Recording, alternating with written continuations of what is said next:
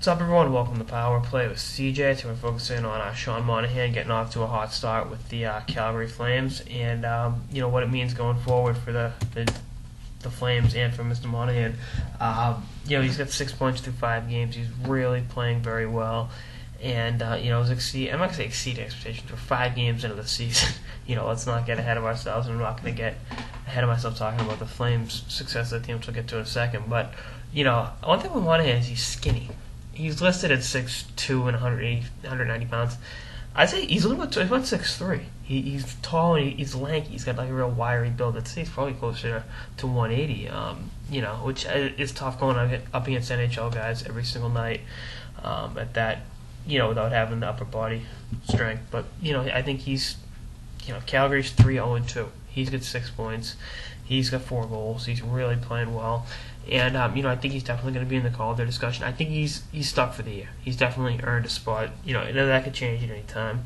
And, I've been very critical of Calgary's front office staff and the decisions they've made in the last couple of years. But, drafting him was not one of the decisions I was critical of.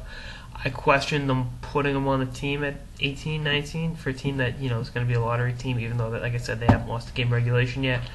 But he's playing well. And I think he'll definitely end the year with over 40 points. Someone's going to say, oh, he's on pace for 80. So I'd say, no, be real. There's going to be some ups and downs and some, it's going to take us lumps. But going from the OHL to the NHL is a big jump, and he's really showing he can do it. I'm happy to see him do well. Like I said, I talked to him in the draft for a couple seconds. Just a very nice kid. He signed autographs for about 2 hours before the draft, and it was just never broke stride doing it. And, something to be said for that. So he's really got the intangibles to be a franchise-type player. Now, will the on-ice productivity equal franchise player? I don't know. I know a lot of people were lower on him than I was. I always liked his game when he was coming up through the band and midget ranks. I remember hearing about how good he was, and he's definitely lived up to that hype. But he's a guy that I've been watching for a while, and his game is pretty mature, pretty heady, and I think it's going to continue to mature with more NHL experience. And I think in the next, as the season goes on, he's going to take on more of a leadership role, and definitely be one of, if not the better rookies in the league this year. I'm happy to see him doing well. And, I know people always call me, the flame hater or whatever, but the bottom line is, I don't root against any team in particular. Actually, I really like Calgary because of Theo Fleury. They're one of my Canadian teams.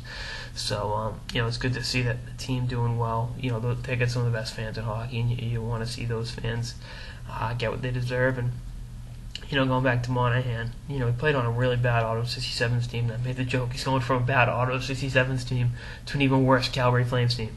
And that hasn't been the case this year. So we'll see what happens, and hopefully for the sake of Calgary Flames fans, they can keep it up and continue to play well. Anyway, that's all this episode of the Power Play with CJ on Sean Monahan and the Calgary Flames' early success. Stay tuned for more episodes throughout the offseason and beyond. Later, guys. Throughout the season and beyond. Later, guys.